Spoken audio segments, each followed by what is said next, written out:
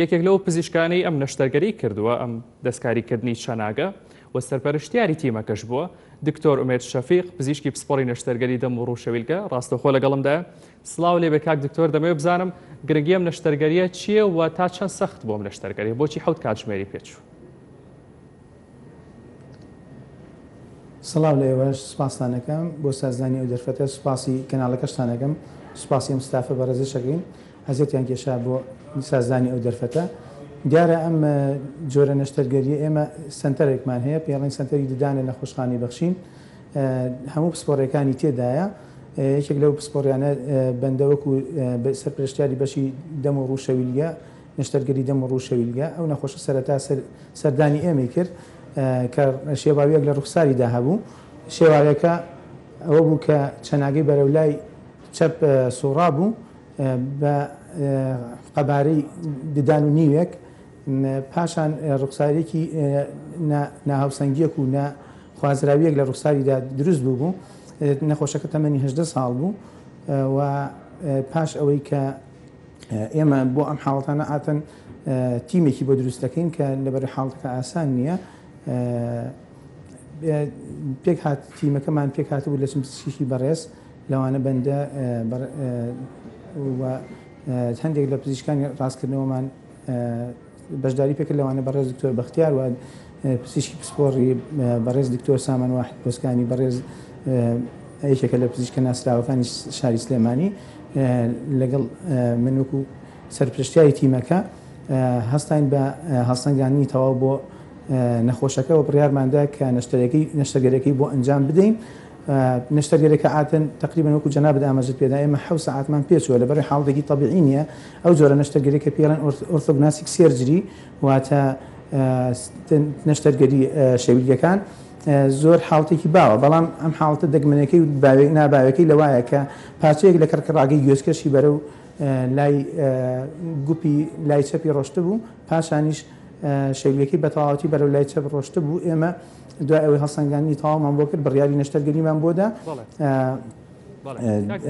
بە ئەنجامدانی لیفۆرتەکان، لیفۆرتی 1 و 2 3 ئەنجامانە. بەڵێ کاک دکتۆر، تا چەند گرنگە کە پزیشکانی کوردیش پزیشکانی کوردستان کاتێککە دەستکەوتێکی پزیشکیان دەبێ بیگوازنەوە و بڵیشیکەن و بڵاویکەنەوە لە جۆرناڵە پزیشکیەکاندا و کۆمەی ئێوە کوردستانە. بۆ منە دەکرێت ئەمە هەم تەندروستی کوردستان کردی تەندروستی کوردستان بەجیهان بناسێنە، بۆ منە دەکرێت پزیشکێ لە کەنەداوە ئەم شتە پەبلیش کراوە ئێوە ببینەوە نیە.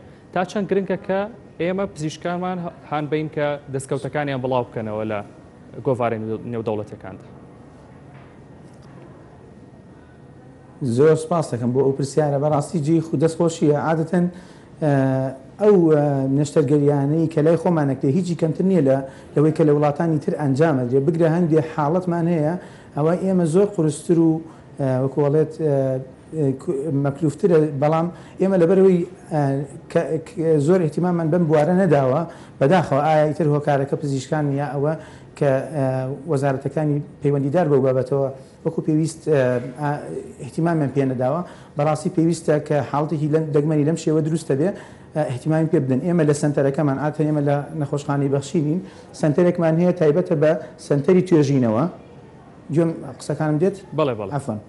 سنتەری توێژینەوەمان هەیە. سنتەری توێژینەوە سەرپەرشتیاری بەڕێز دکتۆر جەزایە، ئەو سەرپەرشتیاری بەشی توێژینەوەی نەخۆشخانەی بەخشینە. هەندێکی باشمانە بۆی کە ئێمە بتوانین ئەو کەیسە دەگمەنانەی کە لە هەر بەشێکا لە هەر بوارێکا لە بوارەکانی پزیشکیە لەم نەخۆشخانە گشتیات کە دێتە بەدەستمان، ئێمە هەوڵدەین داتاکە ڕجیستریشن بکەین و بۆ چۆنڵی تۆماری بکەین و پاشان بڵاوی بکەینەوە. بەڵێ کاک دکتۆر، پێشنیاریشی بۆ جەنابیشتووە بۆ سەرجەم بڵێن پزیشکە.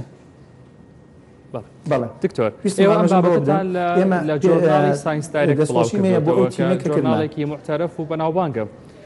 پێوەرەکان چین بۆ ئەوەی کاتێککە ئێستا پزیشکێکی دیکە گە نەشتەرگەریەک بکە بڵاوی بکاتەوە؟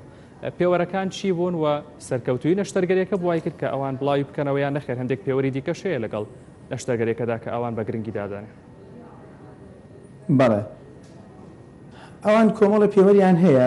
ئاتن هەر جۆرناڵێک لەوە چێوانی کە بابەتی سەرپەرشتی جۆرناڵەکەن، ئێمە ناڵم دکتۆر جەزامان هەیە سەرپەرشتی ئەوە ئەکا، بەڵام کۆمەڵە پێوەریان هەیە بۆ ئێمە دیاری ئەەکەن. بۆ منە دەڵێن دەبێت بابەتێک بێ کە دەگمەن بێ لە حاڵتە تەبیعیەکە لا یابێت شتێکی سەرنجڕاکێش بێ بۆی کە شتێکی زۆر دووبارە نەبێت حتا ئەگەر شتی دووبارەش بێ بەڵام بەمەرجێت گاپێکی تێدا بێت لە ڕیتوبیۆ پێوتێ یعنی سپیسێک هەبێت کاپێک هەبێ بتوانین ئێمە بڵێن شتێکی زیادەمان خصوص سەر خەرمانی زانستی ئەو بوارە ئەوان بەدڵنیایی و قبولی دەکەن و دەستخۆشیش لێەکەن و ئەوەش کەوتم پزیشکانی ئێمە بەڕاستی کەمتر نین لەوەی کە لە شوێنەکانی ترەکرێت بەڵام بەداخەوە لەو زۆر جار هۆکاری ئەوە بێ کە شتی پێویستیان چۆن لێ ئالەتی پێویستیان لە بەردەستان نەبێ وەکو پێویستی دەنگیان نەگاتە شوێنانی تر بەڵام خۆشبەختانە کۆمەڵە پزیشکی بەڕێزمان هەیە کە لەگەڵ کەمی تواناکان لەو بوارەش دوانەکەوتون بەڕاستی وەکو تیشم ئێمە سنتەرێکمانەیە سنتەری توێژینەوەی زانستی بۆ هەر پزیشکێک کە لەم